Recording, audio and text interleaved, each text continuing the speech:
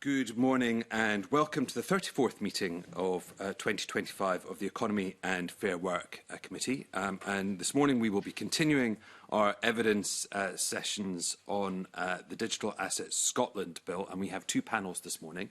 The first of which comprises Professor William Buchanan and Peter Ferry, who are the Director and CEO respectively of the Scottish Centre of Excellence in Digital Trust and Digital Ledger Technology. And we also have Jamie Gray, Partner of Financial Services and Regulatory from Burness Paul, the solicitors firm.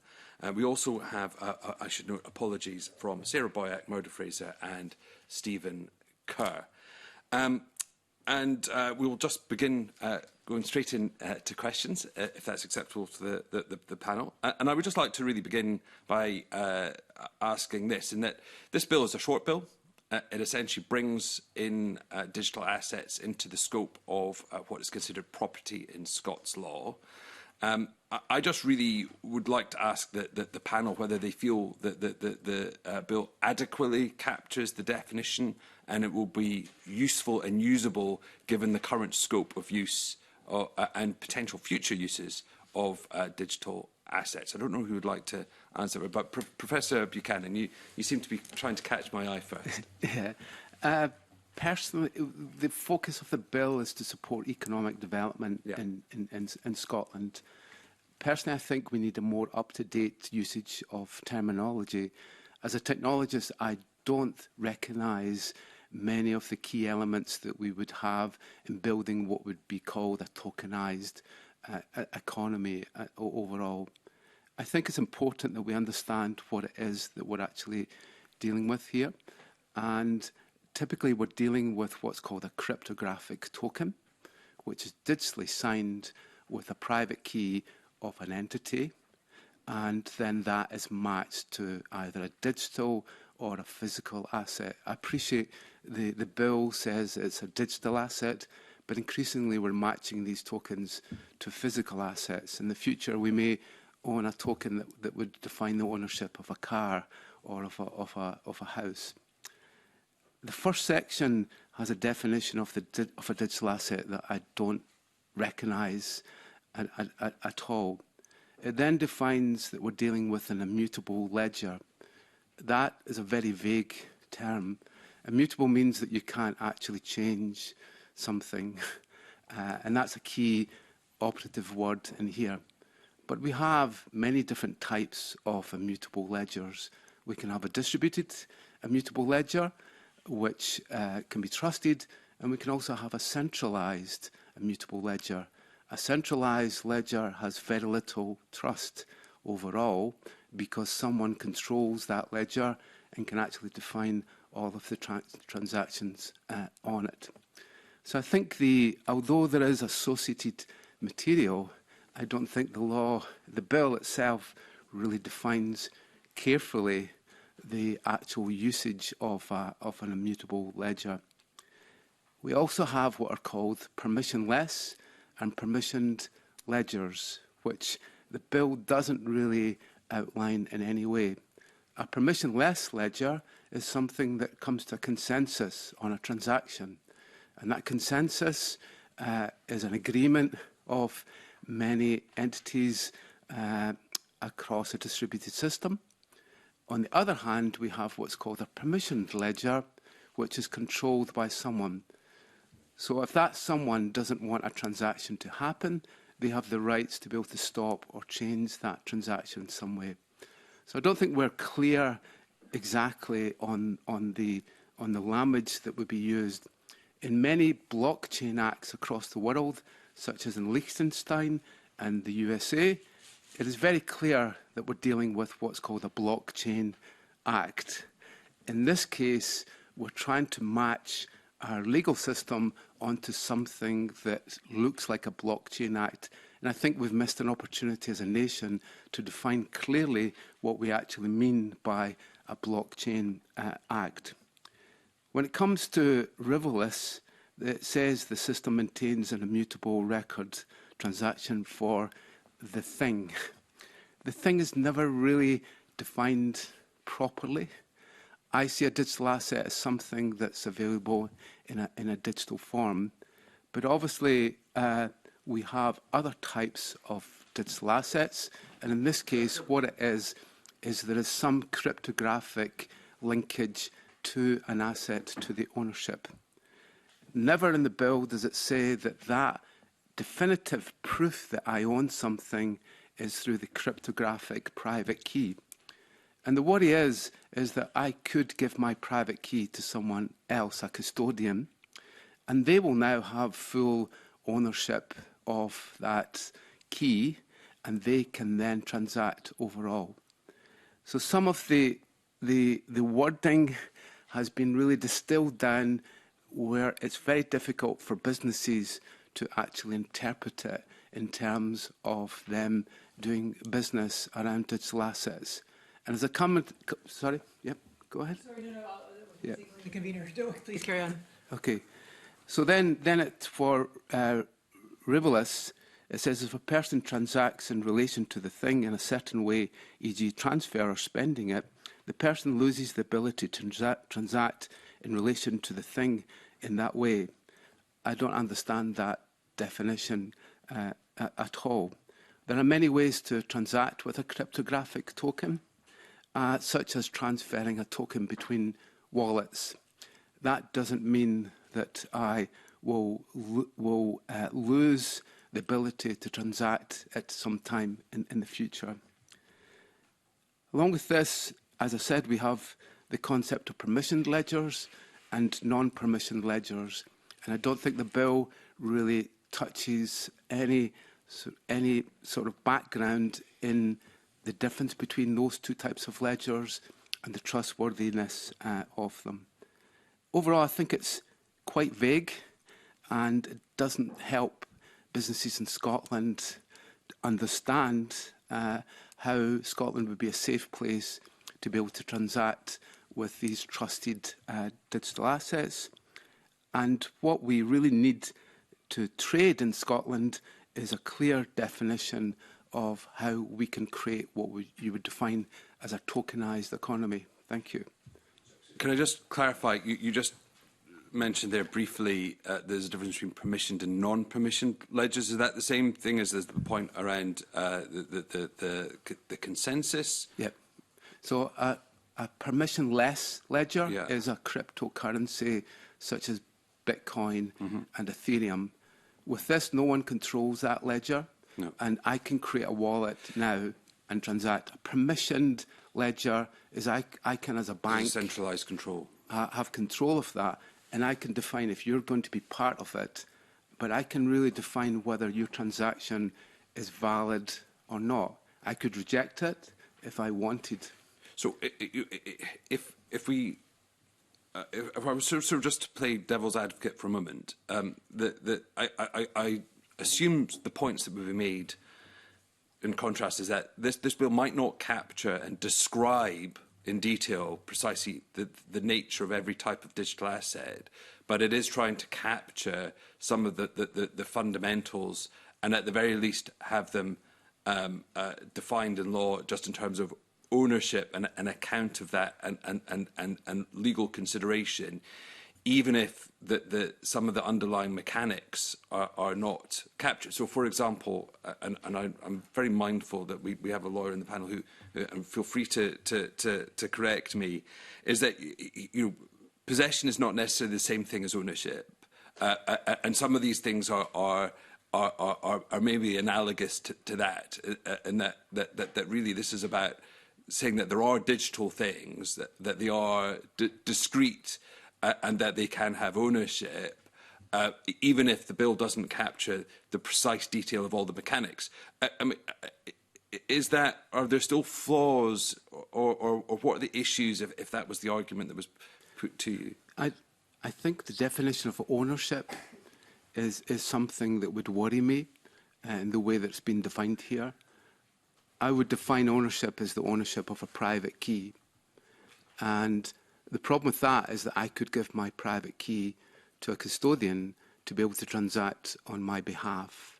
And I think the way that it may read is that it's whether I can transact, whether I can dispose of it. And a custodian could dispose of the asset on my behalf. Mr. Gray, I wonder if I might just sort of bring you in. I mean, given you work for a law firm that is specialised in commercial law, I mean, would you agree with those points? I mean, does this bill do the work that it needs to in terms of capturing ownership, or is it missing elements, as we've just heard? Well, I think that point specifically around ownership of the private key was something that Professor Fox addressed last week, which was that private keys aren't capable of being property themselves. So yes, that doesn't really, that's not a term I recognise in the context of private keys. I should just start by saying that although I'm a partner and expert in financial services law and regulation at Bernas Paul in Scotland, I'm actually an English qualified lawyer, so I'm probably better to defer to those who are coming in the second panel to discuss doctrinal Scots property law matters. I would say, though, that the definition seems to me to be deliberately functional rather than technological, and from a legal perspective, that resonates with me because I'm not a technical expert, but I understand how the law should function. And I think that's right in this context for defining property law from a principles perspective, not a Scots law perspective per se, for future proofing. The approach doesn't mention blockchain, distributed ledger, or any specific technical implementation. And in that respect, I think it's broader than other definitions elsewhere in legislation, such as the Financial Services Markets Act and the Collective Investment Schemes Order, which specifically deals with the concept of staking in relation to blockchains and distributed ledger technology. So it describes what the thing does, not how it's built. And that means that new technologies should be able to emerge, and provided that they produce assets within those functional criteria, those characteristics, those assets should meet the definition without any need to constantly update and amend the legislation. For developers and technology businesses, this may be about Peter Ferry and Professor Buchanan may be better able to speak to that, but it seems to me to be the right approach. The technology is moving fast, and a functional approach means that developers can innovate, knowing that if they create something with property-like characteristics, the law will recognise it as property. I think the trade-off, as is often the case, is in the abstraction of the terms that are used. Terms like rivalrous and immutable aren't everyday words. They require interpretation, and there will be edge cases where it's not immediately obvious where something meets the definition, but that interpretative burden is preferable, in my view, to something which is overly prescriptive, that could constrain innovation and require amendments to legislation sooner than is hoped. And just before I bring in colleagues, again, from your perspective, I am assuming that the purpose of this law is to facilitate transactions, i.e. we need to capture that these are things and that they can be owned, so therefore that they can form part of whether it's interpersonal, but I'm guessing this is going to be more in the domain of kind of commercial transactions. I mean, is that sort of the correct way to understand, where the usefulness of this will come from, and to what extent is this something that is already happening, both broadly but also particularly within the Scots law jurisdiction? I see it as, I mean, certainly commercial is an important facet. The technology, as I understand it, is that it's infrastructural, so it sets the rails for transactions to happen, and that will benefit commerce, but it will also benefit individuals who deal with institutions. So it's a big advantage, and where we're seeing a lot of interest among institutions, particularly financial institutions, is in tokenization of assets, and that will affect large businesses as well as individuals. I believe my colleague Lawrence State was wanting to come in, and do you want to ask your main questions as well as supplementary? Or? Certainly, I can do that, Convener. Thank you. Professor Buchanan, I wanted to just help me understand something that we discussed last week with our witnesses, and that is about the nature of the term immutable, which in this case is probably a legal term rather than a technical one. And if I understood what was being said last week, the immutable doesn't mean it can't ever be changed, but immutable means that it can only be changed in a tracked way, which seems to me would apply to both the distributed ledger and the permissive ledger, as long as you knew who had permission to change it, as opposed to, a mechanism where anybody could change it, where there's no traceability on that. Is that your understanding of the term of the use immutable? In the case of a blockchain, immutable means that I cannot change. Blocks are created with transactions, and then we create what's called a Merkle root, which will encapsulate all of the transactions, and then these blocks are then chained together. So it is now almost impossible to change any of the transactions. So immutable does mean that that transaction in block 5 cannot be changed if we're on block 1000. So that's the normal way we would do it.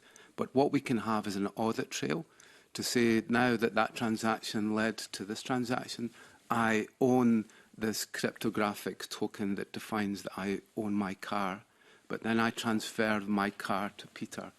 And on another block, there is now an audit trail that actually defines, but I should not be able to change that immutable entry. And this is where the difference between a distributed ledger and a centralized ledger comes in. If I control the ledger, then I actually stop the transfer of my token to Peter, but tell him that it's actually happened. So a centralized ledger allows someone to change the transactions and update it as they require with the transactions. But a proper distributed ledger means that we have a consensus of all of us to agree that I can transfer. So in the pure blockchain sense, immutable does mean immutable. If there was ever the opportunity for anybody to change a Bitcoin entry, it would compromise the whole of the blockchain. I understand that completely. My question is really around the bill, which doesn't, as far as I know, restrict itself strictly to blockchain technology, and therefore the bill also covers items that would be in a permissive ledger or some other record-keeping mechanism, provided that that immutability is tracked. I get that blockchain technology is rigidly immutable in that way, but other technologies that would be covered by this bill are not. Is that an issue, that this bill is broader than just blockchain or crypto tech, that particular type of technology? You're correct. So what we're talking about is a centralized database, typically. So if I record transactions onto a centralized database, I could record a digital signature to say that that transaction had happened by me. But I can still modify a database in some way.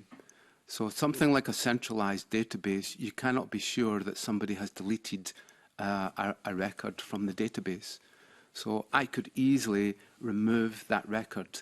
Where is the mutability there at all? Because I control the ledger and I now delete that. So I think without a distributed ledger, you cannot have immutability. And if you're talking about a database, then there is no way that you can actually see that for definite, unless you have an auditor, which is looking at all the audit logs, and that's a blockchain that you would need to have. But there is some way to cryptographically prove that these were the transactions. One thing we can do is we can take a hash of all the transactions on a day and say, here is the hash value. And if someone changes something in the ledger, then you can tell that that's not correct. But you can't tell which one it was or how it's modified and so on. So immutability is different. Immutability should be that you cannot change the original record. So I think what I'm hearing from you there is a description of how a particular digital asset technology operates. But this bill seeks to incorporate other types of digital asset technology that use a different type of accounting mechanism. It isn't that distributed, one that's automated. It might be a permission system. It might be something else. Are you suggesting that this bill should restrict itself to only those distributive systems and not cover other types of digital assets? Because I think the intention of the bill is to include a more broader type of asset class, whether or not you consider those asset classes to be secure or to have secure audit trails and so on.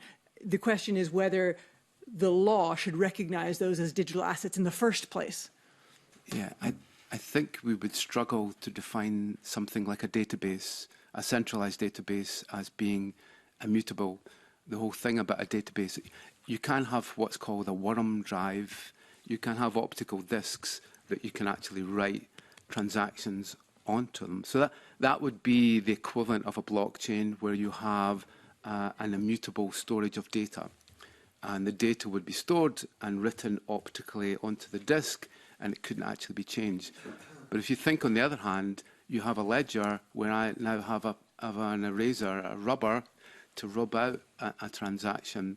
So although we have a paper copy, then it's possible for me as the owner to be able to delete any or change any of the transactions. I can insert transactions there.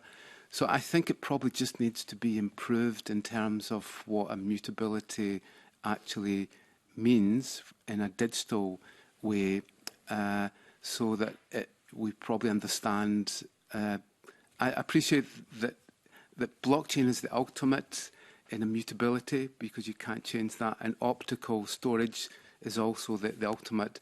But there are so many other applications where a centralized system is controlled by an entity and can change that entity. That is not immutable at all, unless we could define a cryptographic way of creating that proof. And I think that is a blockchain.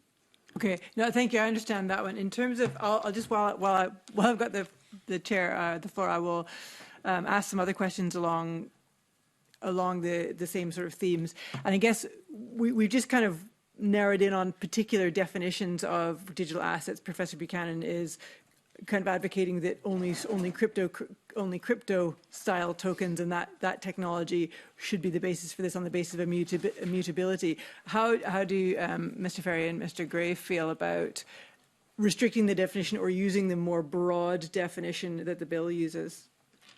If I may, I think one of the challenges in defining a bill such as this around a technology area is that it becomes very difficult to describe issues of technical implementation in language which seeks to capture many of these technologies as those technologies themselves are moving forward. I'm quite sure that that in legislation in the Scottish Parliament we'll face the same issues around AI, which is another fast-moving area. And I would point out that this is a technology area which is not in its early stages.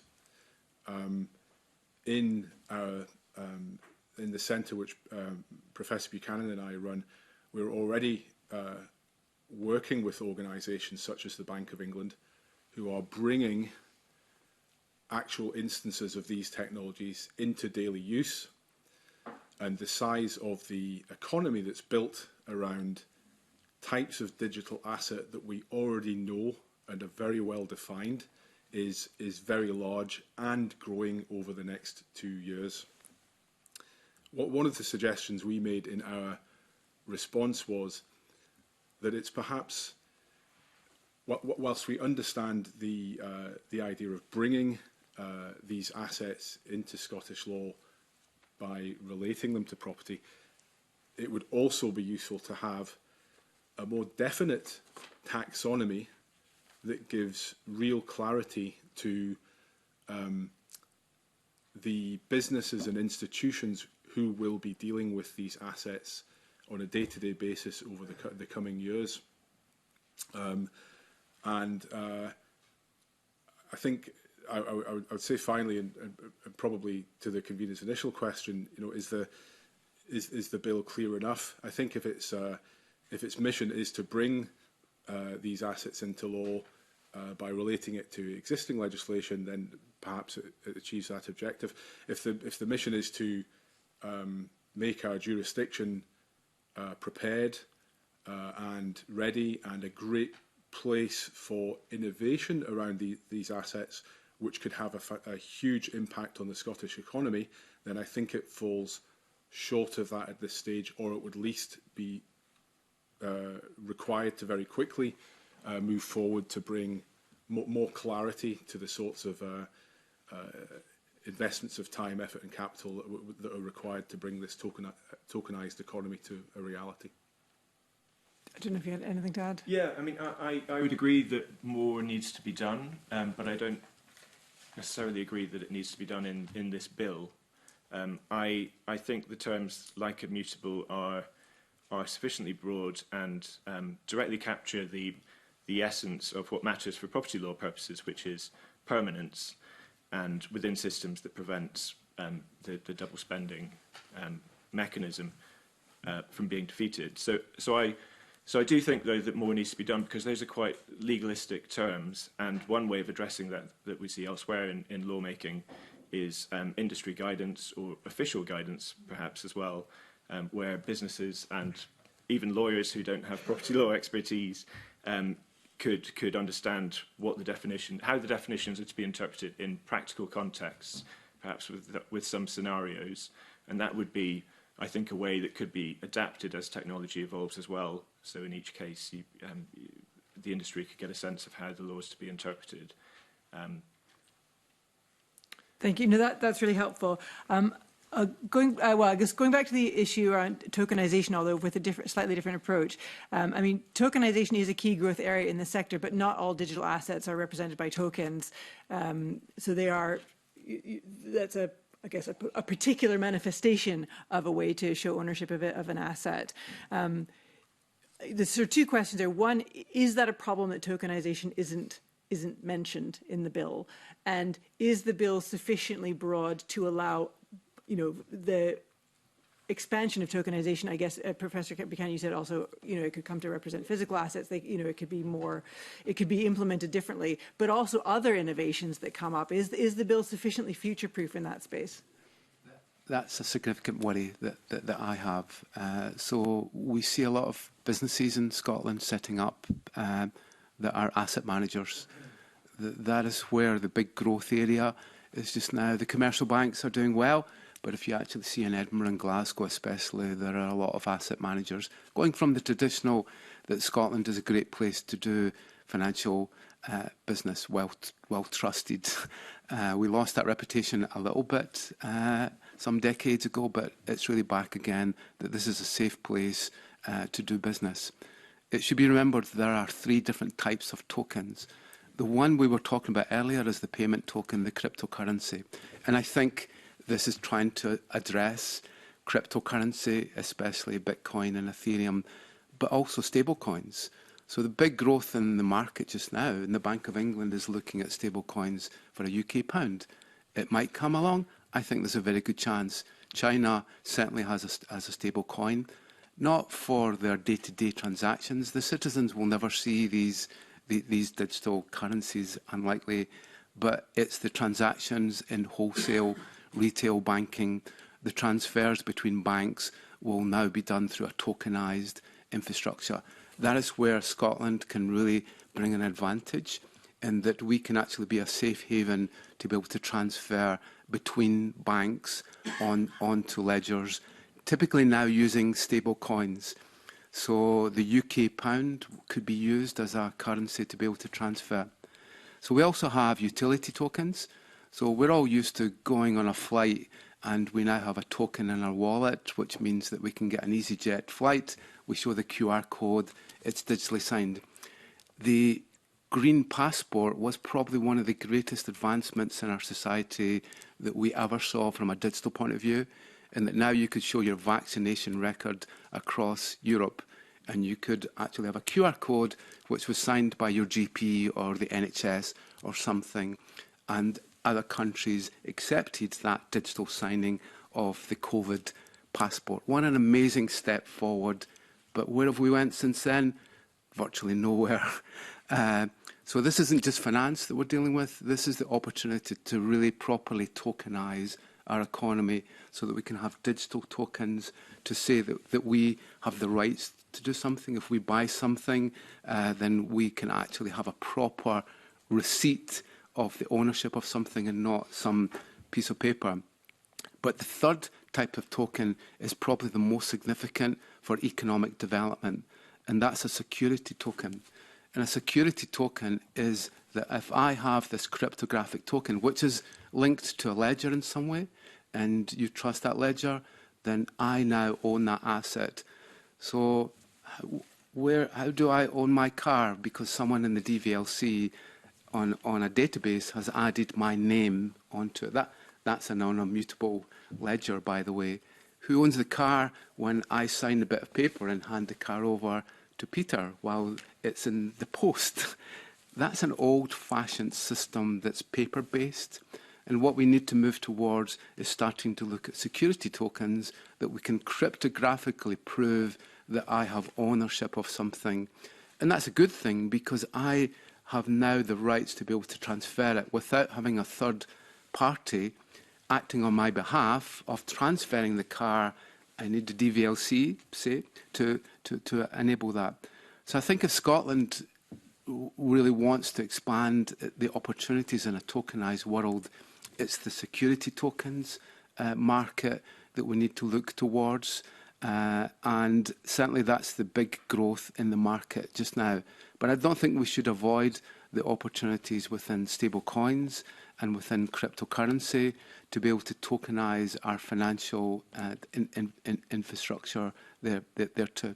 It isn't clear to me, though, that legislation is required to be able to do that. This legislation is kind of one step down, which is saying that, okay, we all get that you can tokenise a plane ticket or, in theory, you know, the register of cars. What we want to do is be able to recognise digital assets as assets for the purpose of the law. Now, some of those may be represented as tokens, some of them may not, but I think that's where this bill sits. Is that your understanding?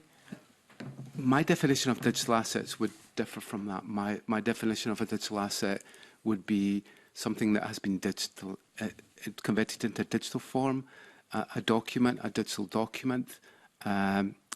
So I don't necessarily see the definition of digital assets linking to my ownership of a car necessarily.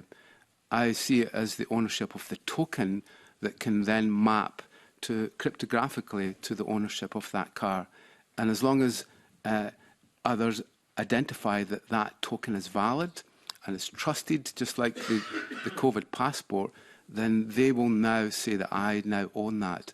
The definition in the associated material for a digital asset looks at Word documents and general documents that relate to that are in a digital form, and never talk about the opportunity to match it to a physical asset. It talks about a thing, and I appreciate that's rather vague, but I think mainly it's talking about a digital thing, a digital artifact. It's not a painting, it's the digital equivalent of the painting. And for that, we would typically define what's called a non-fungible token. Non-fungible token means that it's created and minted specially, and it cannot be recreated. It's unique. A crypto currency is different because we can keep mining and we can keep creating new tokens, but a non-fungible token is something that you can't recreate and is unique. My worry is that we're maybe not defining enough the opportunity of matching into a physical world because we're using the term digital asset. Okay, yeah, I think my understanding is slightly different, but I'm interested in hearing from Mr. Ferry and Mr. Gray. I guess, sorry, I can reiterate the original question, which is about tokenization not being dealt with directly by the bill, and whether you think that that's that's an issue. My understanding of the bill is that the bill seeks to, I guess, give legal reality to something that currently doesn't have it, a digital asset. Given that, as we've discussed, tokens can represent digital assets or physical assets, I guess, to me, tokenization is kind of by the by, and I'm not clear that legislation is required. That sounds like that works fine. It just needs people to sign up to the system, if you like, and that this bill is about establishing those digital assets in law. But I may have misunderstood that, and perhaps you can clarify. I'll make a brief point. I think at the root of that question is, is the definition general enough to encompass tokens and tokenization? The answer to that is probably yes. In my opinion. But the issue very quickly becomes that there are real specifics in the interaction with all of these kinds of tokens. I mentioned the taxonomy, and the Professor Buchanan's just talked about a number of different types of tokens which are well known and well understood and are part of our economy already. And in each of these cases, a jurisdiction such as Scotland would have real clarity around how each of these kinds of assets would function in society, in finance, in our interactions. I think that the bill does very little to support that. So, for example, if the Bank of England do, as has been mooted, introduce a wholesale or a retail digital pound through primary legislation sometime as early as next year, then we will very quickly be in a position where we have to have great clarity around how stablecoins, how tokenized deposits, how the bank's own digital pound, digital currency would function in terms of law, taxation, and regulation. I'll just close by with an apology. Really. Bill and I are not lawyers; we are technologists. So perhaps it's difficult for us to point out things which may break within this particular law, but we can identify those concerns which will very quickly not be encapsulated, not be covered by this foundational bill. Sorry. I would say that Professor Buchanan and Peter Ferry have both identified the area that probably attracts greater scrutiny, which is composite assets. But in general, the law of property is the law of things, and so general amorphous concepts like, and we use the word thing as I understand it, so that we as a society can define assets that we think merit property rights. And stable coins, tokenized assets, tokenized deposits, NFTs could comprise a thing, provided that they meet the criteria that are within the definition. So I agree that tokenization is particularly important and that it is covered. But I would also say that in situations where you have tokenized securities or fund tokenization, property law is only one narrow aspect of it. And the FCA, for instance, is currently consulting on rules around fund tokenization and how that should be developed in practice.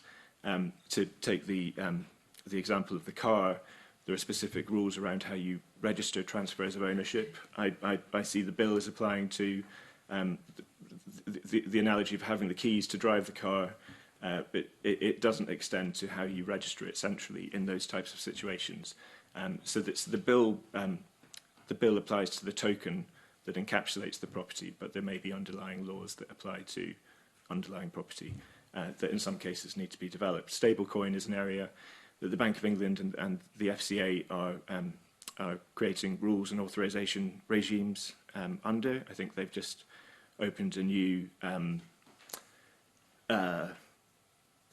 sandbox for GBP-denominated stablecoin issuers to participate in. So there's a real push to innovate and support innovation within the regulated sector.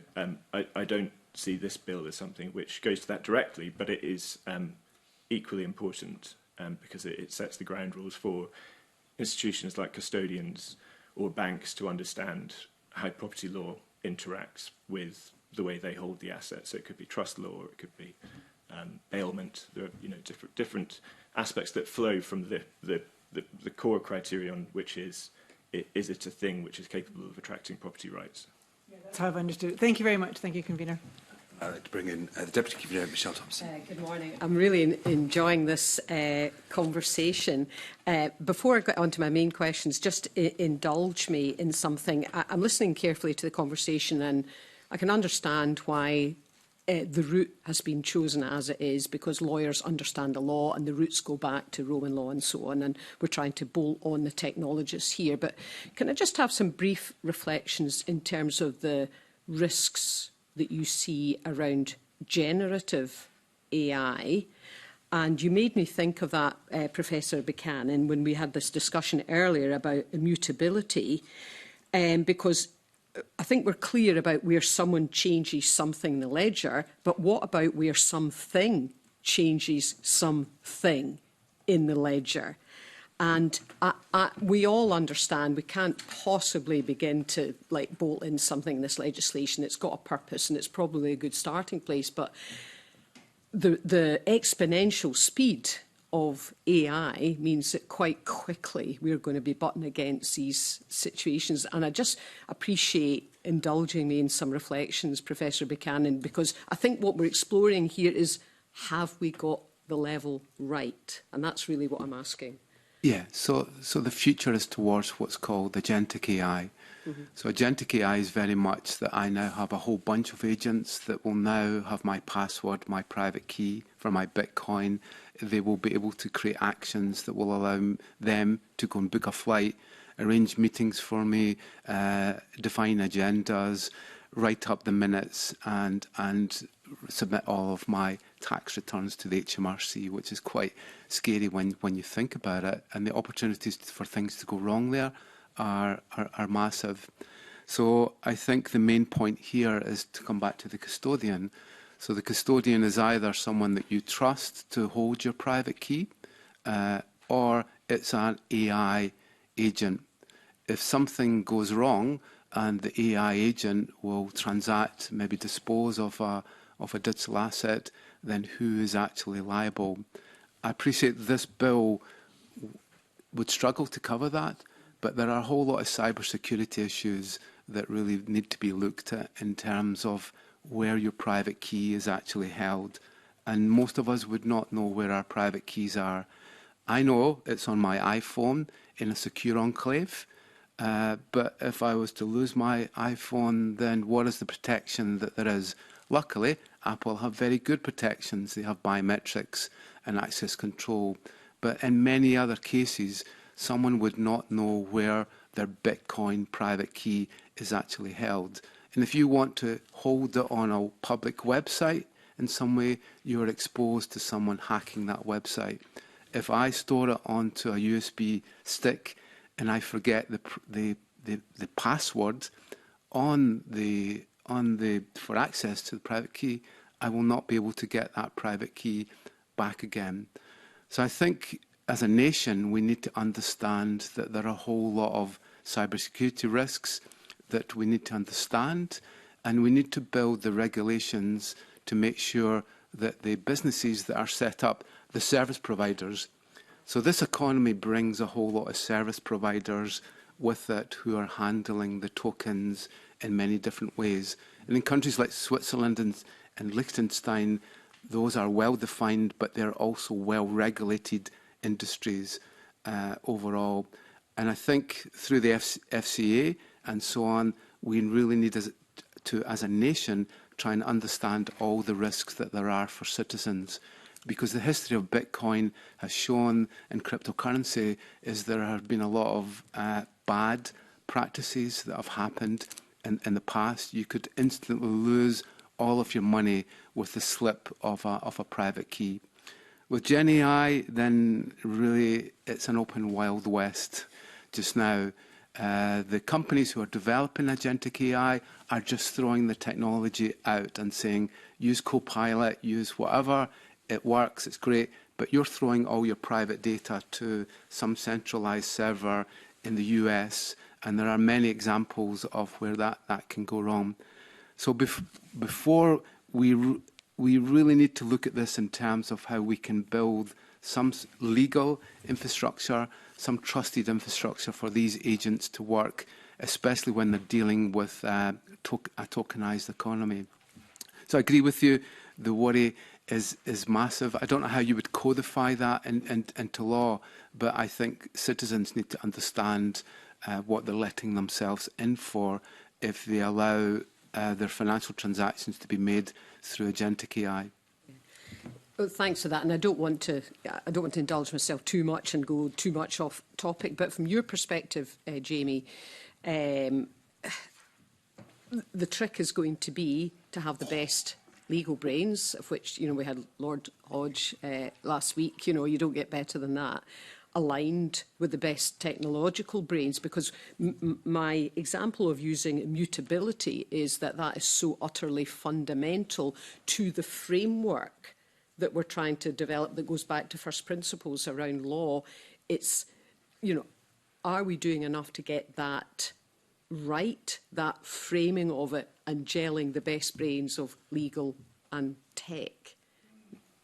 And I think that's a good question. And the thing about digital assets is that they're forcing us to confront our traditional understandings of the law. And your previous question around generative AI is, it really forces you to imagine something that's different from what we currently have, because the law doesn't currently, we're talking about digital things, but your question also addresses digital actors and personalities. We have, obviously have human persons recognized in law. We also have legal fictions like corporations. And I can imagine a time when we will have machines or agentic AI who may be operating autonomously, and potentially a time where such personalities could themselves be things that can be owned and transferred. This bill goes some way towards that, but there's a much larger piece of the puzzle which impacts property law, but other areas of regulation also, that definitely needs to be addressed. And it was yourself that mentioned, Professor Buchanan, about trust, and I agree, trust in Scotland as a place to do business and people to do business with, and our fintech sector is definitely a door opener. It brings in economic trade and benefit. So in terms of thinking where we are at the moment, getting this legal certainty, which we all accept will not and cannot be perfect, but with this law in place, do you think it will bring further legal certainty that critically will bring economic advantage, if not complete certainty, for other businesses to think, well, there's at least a framing if we don't yet have the legal precedent, well, because we can't have the legal precedent, but is it a door opener for economic opportunity, in other words? So the door opener has happened in Liechtenstein, Jersey, the US. They all have blockchain acts which crystallise exactly what this technology is, the different tokens.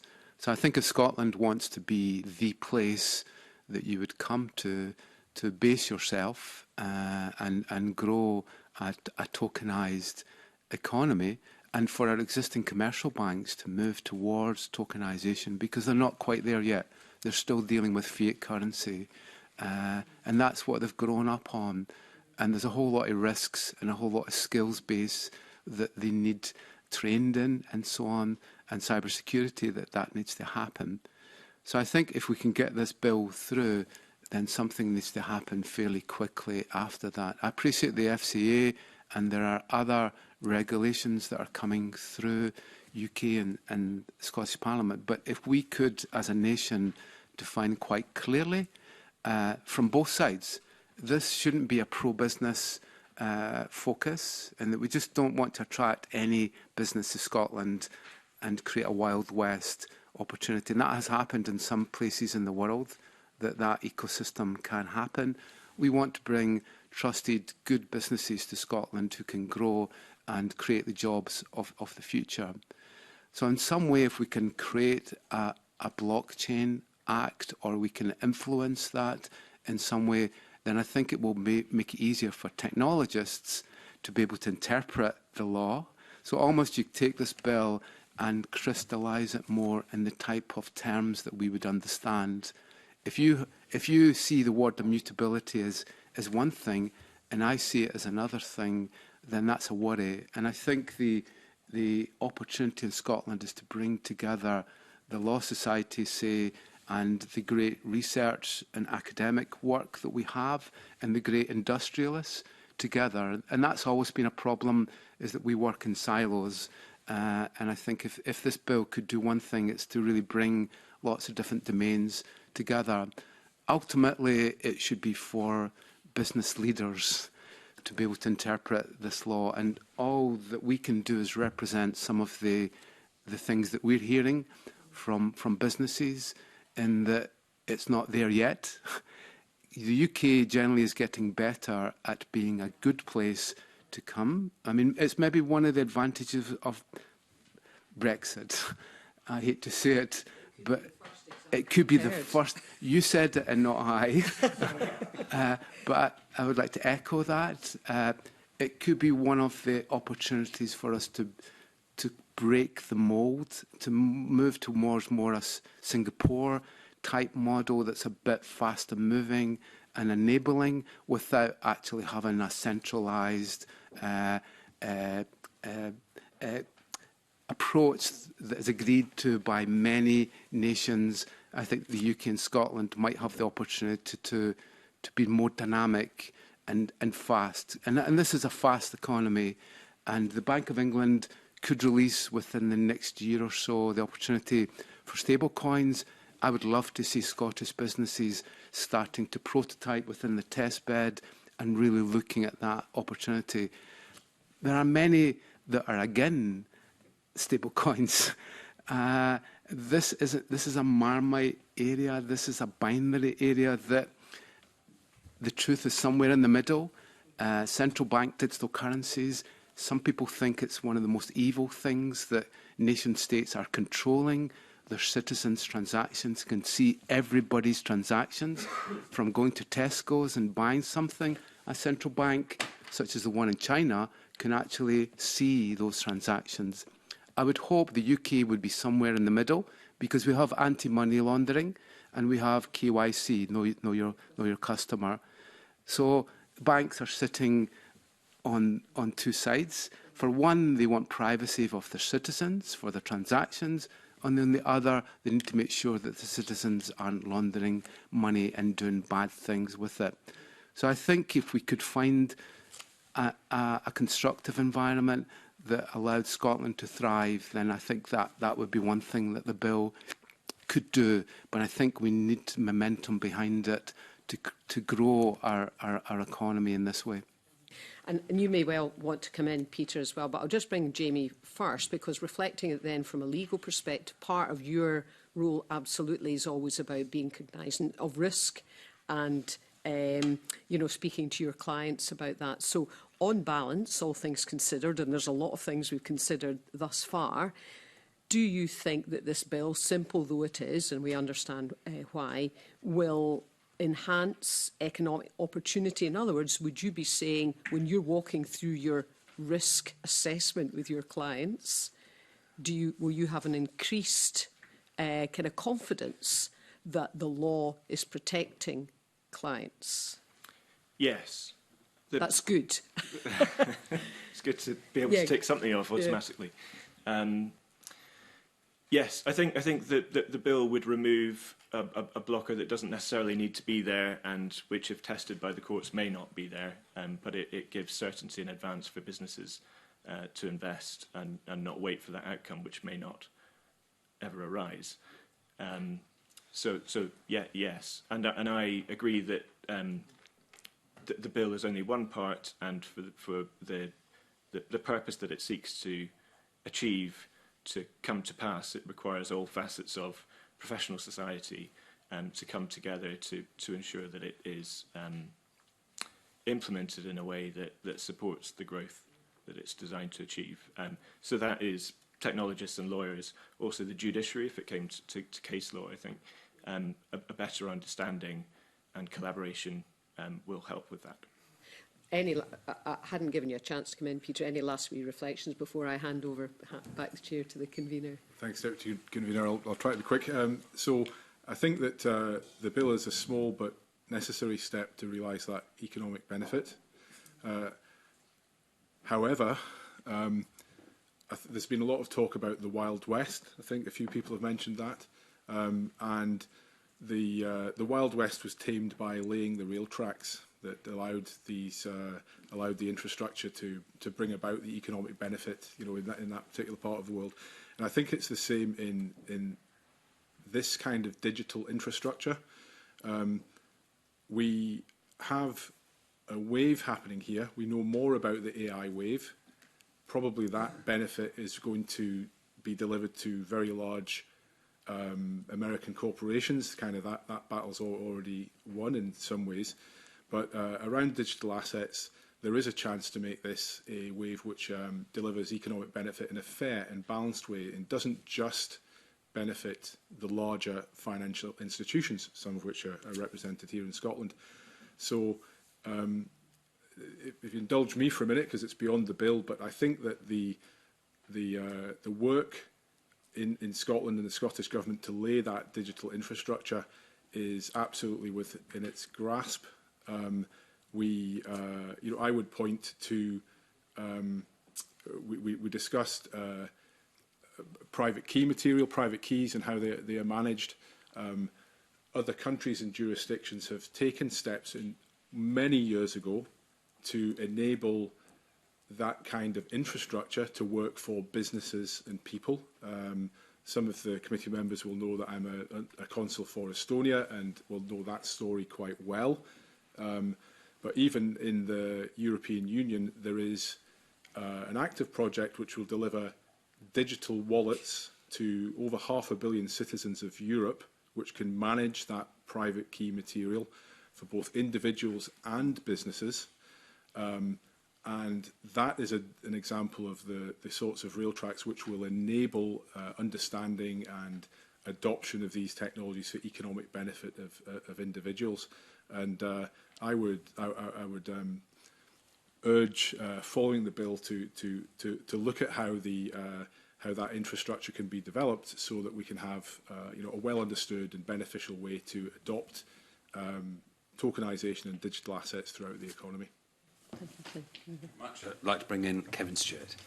Thank you, Convener, and probably my line of questioning has changed as I've listened to conversations this morning, and many of the things which I was going to ask have already been covered off.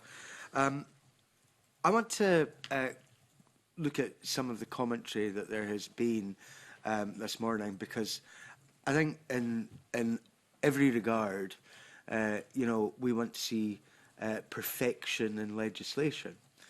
But the issue here is around about definitions, and there are arguments around about definitions. And that kind of goes for every single piece of legislation that probably all of us have dealt with since we have been in this place. I want to, first of all, ask Mr. Gray, because we had Professor Fox last week, the Deputy President of the Supreme Court, and going through in great depth some of the definitions that are used in this bill. Are you satisfied that those are right? And if you know, what definitions have been used in other jurisdictions, the ones that have been mentioned, Liechtenstein, Switzerland, Jersey, that may be different from what we have here? It's a very good question. I should say at the start that I'm not qualified to opine on any of those jurisdictions mentioned. I did listen to Lord Hodge and Professor Fox's evidence, and I found it compelling listening to it. I was curious about the word immutable, which to me seemed absolute, but was encouraged by what Professor Fox said when he saw it as a relative term. So even something like blockchain, which is the definition of something Bitcoin, which is the definition of something which is immutable. Feel free to disagree, but I believe it is. There may be systems which would allow some transactions in exceptional circumstances to be changed, so I was encouraged that the word immutable doesn't defeat those types of systems. It may be possible to today define a set of rules that would capture all known technologies in a very prescriptive way, but that system would be inflexible and it could change tomorrow, and then we'd be going through the process again. So I agree with the broad functional approach which is being taken. I don't know about the, it's not just that I'm not qualified, I don't know about the other definitions used in other jurisdictions. I know that in other areas of law in the UK there are definitions used which refer to specific aspects of technology like cryptography, but that they tend to be specific to the purpose that they're trying to capture. So in the Financial Services and Markets Act, it's specifically addressed at qualifying crypto assets, which was a risk that was perceived by the lawmakers and the FCA at the time. There's also the concept I mentioned earlier about staking. There was a risk that could be regarded as some kind of collective investment scheme, which is financial services law's catch-all for types of regulated activity. And there was a determined approach to address that and ensure that those types of schemes aren't regulated in the way that traditional law regulating collective investment schemes would apply. Staking is going to be addressed in the forthcoming regulatory regime, which we're expecting final rules on next year. But it's just an example that definitions vary depending on the purpose. And I think, to go back to your original question, Lord Hodge and Professor Fox addressed in their evidence that the purpose today was defining digital assets for the purpose of property law. Mr. Ferry? I think I would only add that it seems to me that the pace of change and innovation in the space means that there should be some body involving legal and technical professionals which can recognise types of digital assets, how they are qualified, and in what capacity in the eyes of the law. That may not be that's just an opinion from a non-lawyer, but the level of innovation means that surely there has to be some way of clarifying on an ongoing basis how different types of digital assets should be treated. Mr. Buchanan? So I think if you read the laws that have been created from Liechtenstein in the US, they are very much written to include the technology in some sort of way. And I appreciate there is differences in the term immutability, but I think in those jurisdictions it's very clearly defined the transaction that's actually involved, and fundamentally the private key is the core of the rights to be able to transact. They talk about a dispositional transfer, and it's the ability to be able to dispose of an asset, and that obviously differs in this case in the way that ownership is actually defined. So I appreciate that we're integrating with existing Scots law, and that I think from a technologist point of view, reading the bill, they would struggle to see something that matched the blockchain acts that you would get in Liechtenstein. I think Liechtenstein intentionally were the first country in the world, or one of the first, to define the act because they wanted to attract companies to come and be based there. I think all of that makes sense. I think we all have struggled a little bit with this bill at points. That would be fair to say. Some of the evidence last week was quite enlightening. I think the other aspect of this, and forgive me, Convener, but I'm going to mention it anyway, the bill team have sat through these evidence sessions as well throughout, which I think is quite interesting and quite unusual. But I think it shows how important this is, and hats off to them for doing that. We all recognise that this is a part of the jigsaw, that legal definition around about property law, Scots property law. We recognise that there are other changes that are required to create that effective regime for digital assets. And, you know, I'm sure the Parliament will come to those for those areas that we are responsible for, but also there will have to be change elsewhere, not only at UK level, but also internationally as well, in terms of some of this as we move forward. The bill itself does not have very many regulation-making powers, and probably it shouldn't. But when we are creating other legislation in this area, with the level of change that there is, that legislation will have to be pretty flexible. Do you have any idea if in other jurisdictions they have the capacity for regulation making rather than relying on changes to primary legislation, which often takes a very long time, in order that we can keep up the pace with some of these changes? Don't know who wants to come in there. If you look at Liechtenstein, they were very clear about what the regulation should be for businesses that will base themselves there. There needs to be an organisational structure, so it's important that businesses actually define what the management and controls are. So I recognise there will be regulations imposed on businesses through the Liechtenstein legislation. That's not the point that I'm making, Professor Buchanan. The point that I'm making is that primary legislation in some of this may be too inflexible.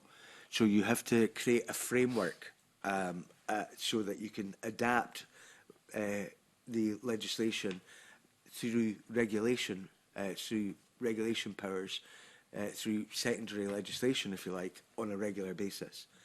Is that happened elsewhere? Do we know? And, sorry, go ahead. Do you know?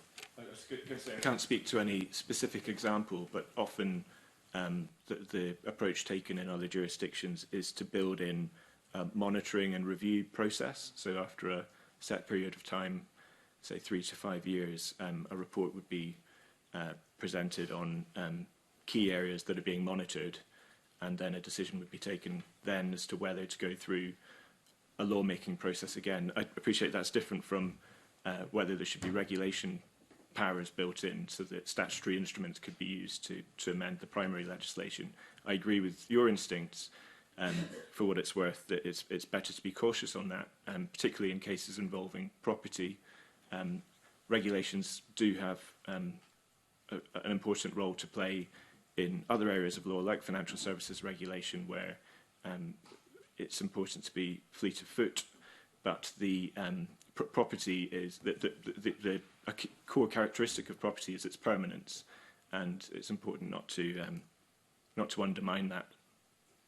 Anyone else want to come in? Mr. Ferry? A brief point. I think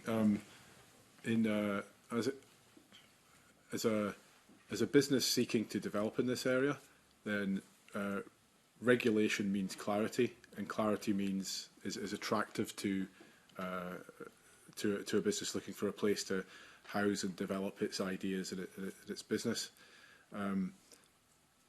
well, I can't comment on particular other jurisdictions and how they've actually implemented that, brought that regulation to bear, but certainly within the UK now, we've been working with organisations like the Financial Conduct Authority and the Bank of England, and particularly with the FCA, they are actively developing some of those regulations through their digital asset sandbox, which is a relatively new thing. They actually also just went to tender for a blockchain-based sovereign debt instrument, the Digit.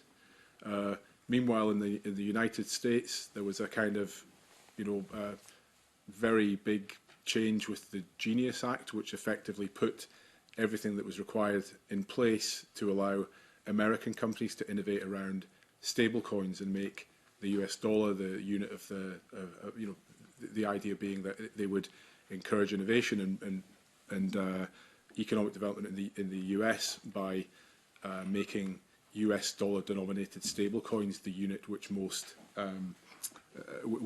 which would be dominant in future payment rails.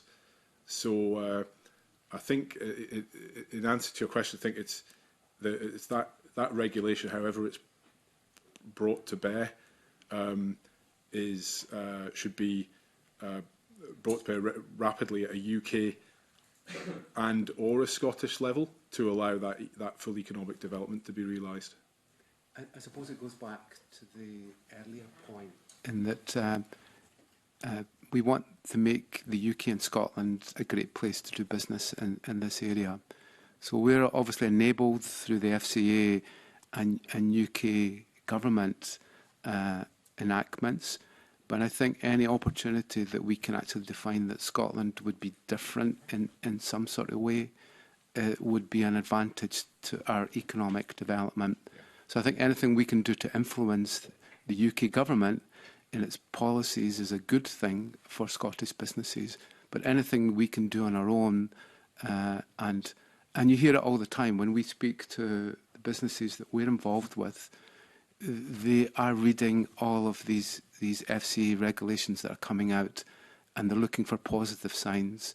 And the one positive sign is that the UK is now seen as a positive place. Obviously, we're not on the same level as London, but I think if we can make sure that our cities can compete with London within these new economic areas, then I think it's to our advantage.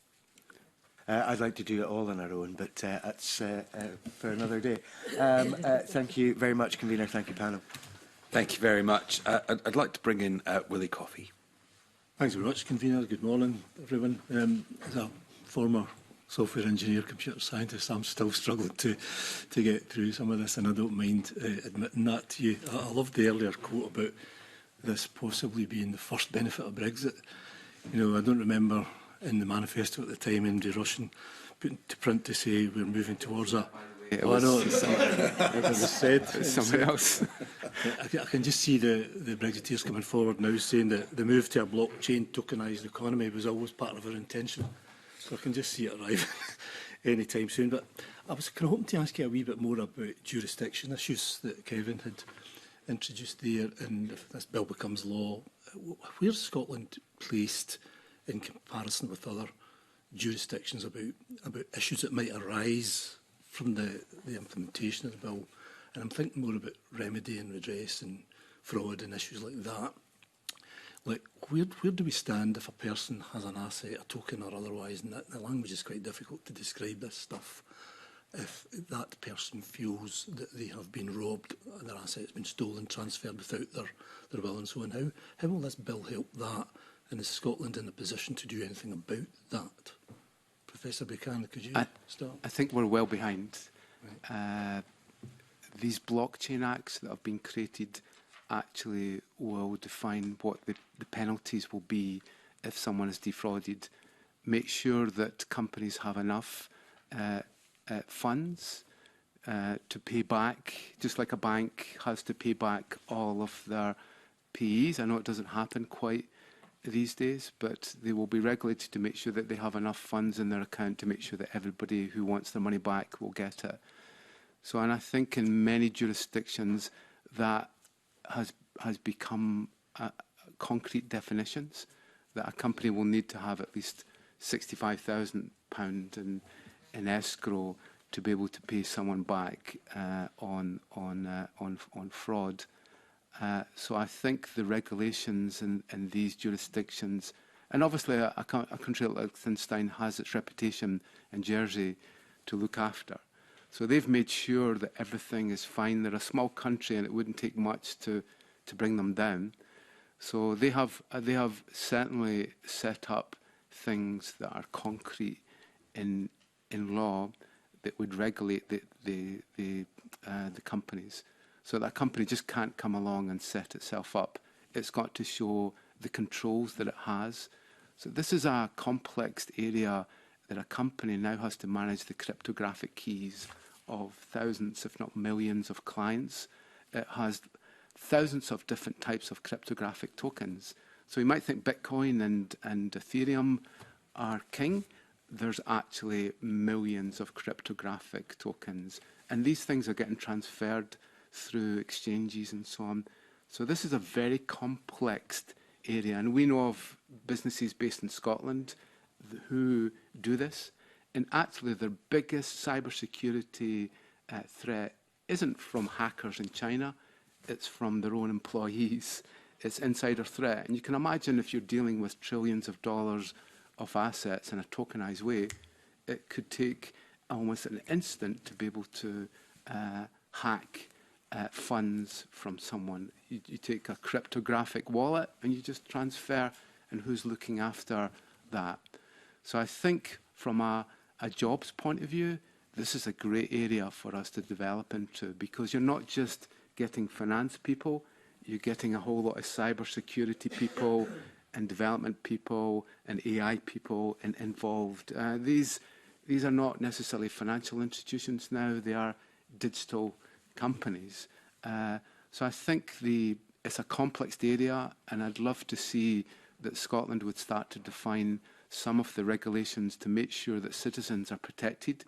If something does go wrong, then there is some way to be able to trace that. And just like if my bank goes bust, I can't remember, £70,000, and my wife also gets that too if we have a joint account. We know that if we're defrauded from our bank account, that works. Scotland needs to be on the same level when it comes to cryptographic tokens. If these tokens are hacked, there must be some remedy there to stop companies coming in and having poor practices. This is an expensive business because you can't just run your whole organisation without the complex infrastructure that's required. And this is an international 24/7 market. So these companies don't work 9 to 5, Monday to Friday, like the stock exchange necessarily. You can get hacked any time of the day. So the skills base, the opportunities for jobs are there, but I think we need to make sure that we don't just attract the wrong type of company to come here. Yeah, that's fascinating again. You said earlier, Professor Buchanan, that if you give Peter your token or whatever, he either acquires it or he owns it. Possession isn't ownership. What if he stole it? You know, who's going to know? Yeah. How would the system know that he's got that illegally or otherwise? Yeah. So if it is an immutable ledger, then only the private key can transfer from me to him. But if he manages to get my private key in some way, then I've got to prove to you as a law enforcement officer that I lost my key, I did it by mistake, I gave away my password or something like that. It's a whole new area. But as that naturally follow from a bill like this to put that without doubt, and remedies, protection processes? Yeah. Well, the FCA would obviously push through this, but I think if there's anything that Scotland can do to create an advantage, that this would be a safe place to do business, then that will really help our economic development. Thank you for that. Peter, Jamie, any comments on the jurisdiction issue and how we could introduce more protections or think ahead to the kinds of scenarios we were discussing a moment ago? I'm not sure on that. I've got much to add to what Professor Buchanan said, but I'd only slightly try to rephrase it in that as well as there being perhaps threats from a new opportunities for crime, there's also very large opportunities. So, for example, in one issue that Professor Buchanan and I are looking at is that the small businesses suffer from cash flow issues, as many of us will know, and the adoption of these kinds of technologies have some very powerful new mechanisms for the enablement of greater liquidity for SMEs in financing, trade financing of invoices and so on. So I think it's important to identify the opportunities as well as the threats in legislation. Trust has to be a key. Public trust has to be key and central to this. Yeah. Did Liechtenstein basically overcome and achieve that? Yeah. And what's the model that they use to get that trust in the system that Scotland could perhaps follow? And they published a blockchain act, and they were the first to do that, closely followed by Jersey. The US has just published their blockchain act, and it crystallises exactly how businesses will trade in the country, how citizens will be protected. Because with regulations, a bank probably maybe wouldn't employ a cybersecurity team 24/7, but through audit compliance, PCI DSS and so on, they're forced to do that. It's the carrot and the stick. So the carrot is that you do good business and you invest in good cybersecurity, but the stick is you must do it.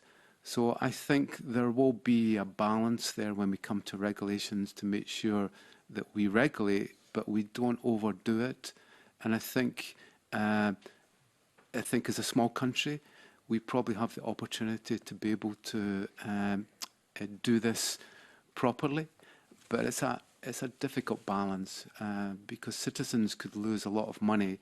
And the thing that this is a peer-to-peer transfer between me and you, there's no one else involved. There's not a bank intermediary that has a record that I transferred to you. So very much this is almost the ultimate in personal responsibilities. And if I muck up, it's my problem.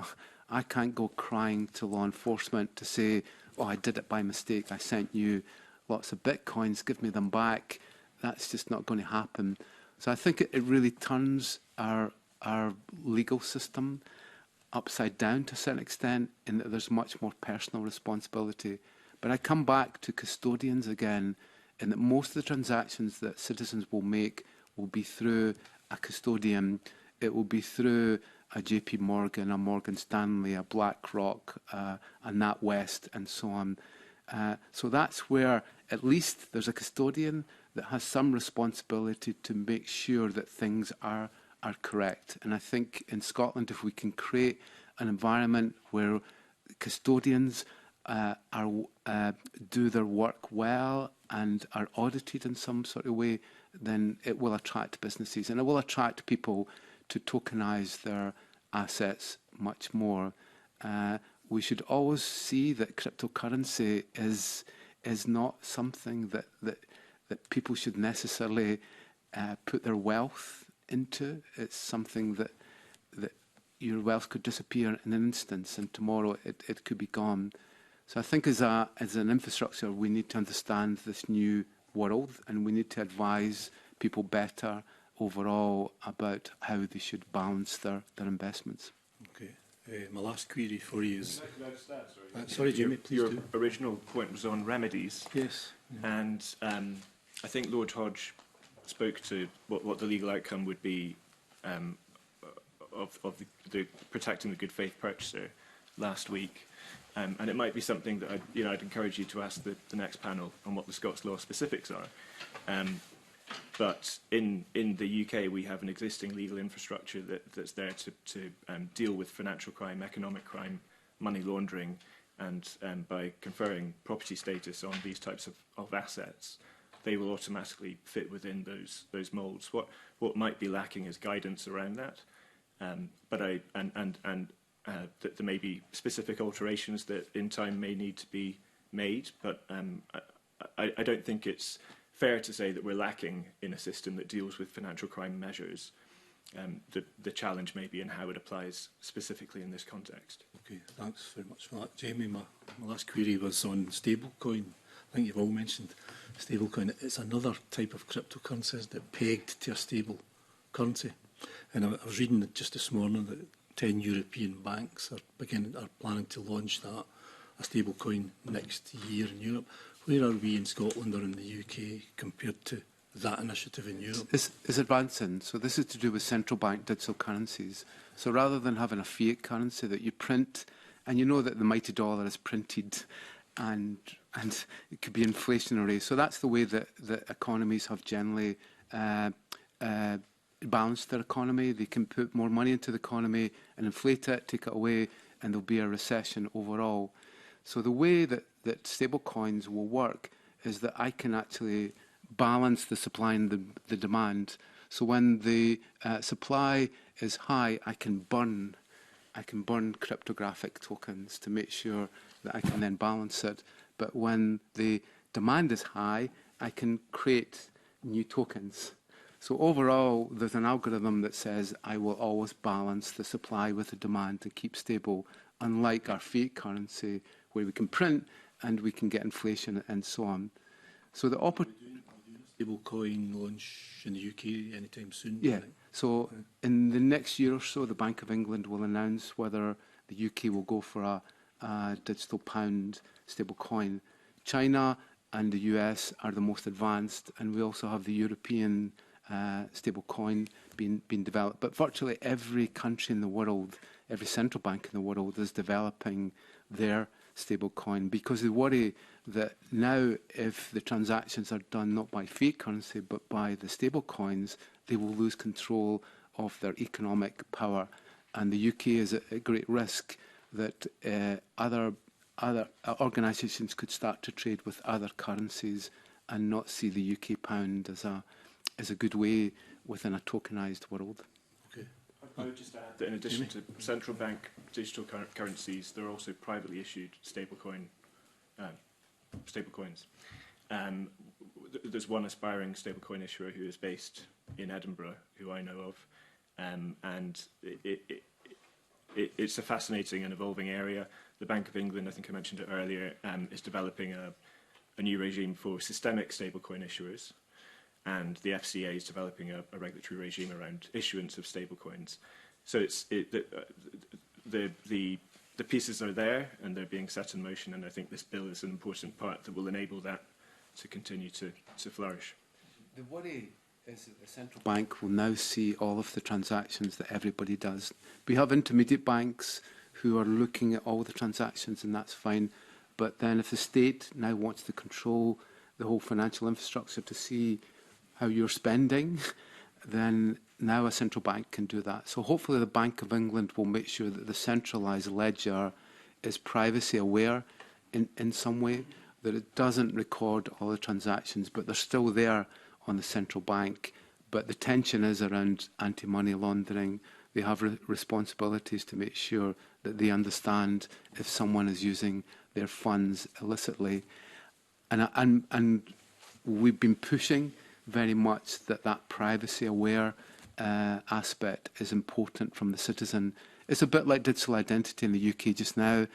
The arguments can be quite toxic. In the UK, we tried for a digital identity scheme in 2001, and it was killed by one anonymous blog post because the public engagement was so poor around digital identity. We see it now that one of the reasons that digital identity is pushed in the UK is because we want to stop people in boats coming over to the UK. That's a very negative point of view overall.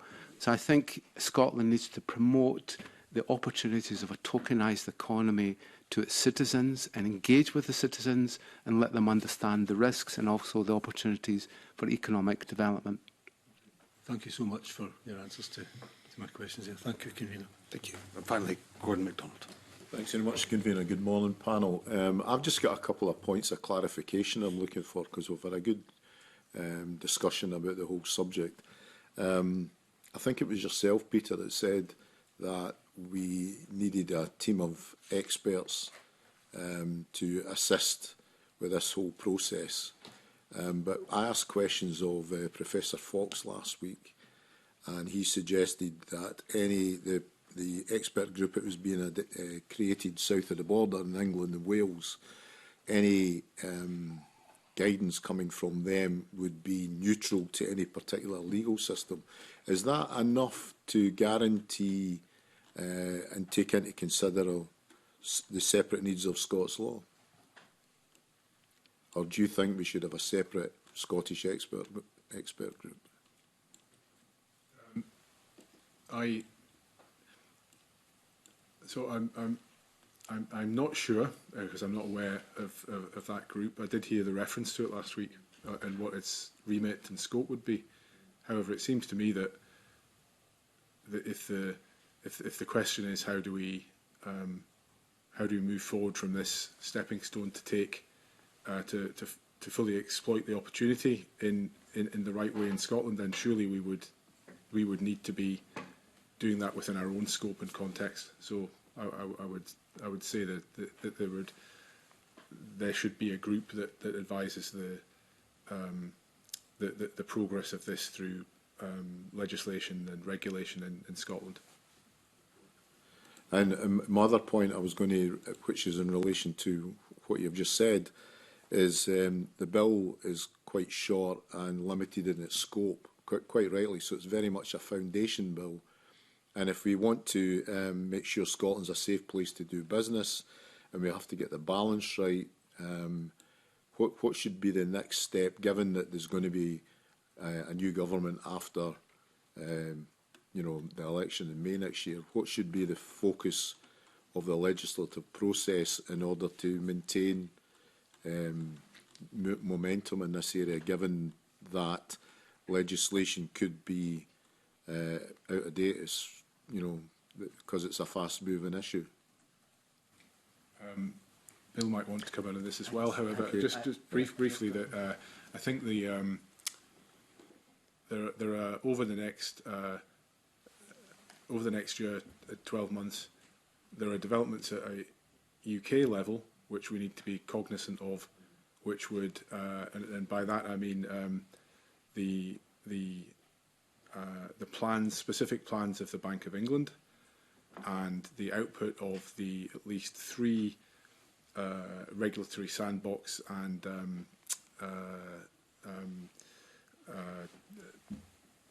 labs which have been put in place by the bank and the FCA, which we should understand and then